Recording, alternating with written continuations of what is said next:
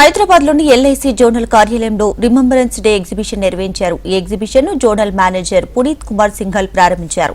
దేశ విభజన సమయంలో భారతీయులకు ఎదురైన భయంకరమైన అనుభవాలను ఈ ప్రదర్శనలో ప్రదర్శించారు. దాదాపు 13 మిలియన్ల ప్రజలు ఒకవైపు నుండి మరొక వైపుకు వలస వెళ్లగా ఆ సమయంలో బాధలు దయనీయంగా ఉండి విభజన సరిహద్దులకు సంక్షోభాలను సృష్టించాయి. ఈ సమయంలో దాదాపు 5 లక్షల మంది మరణించారు.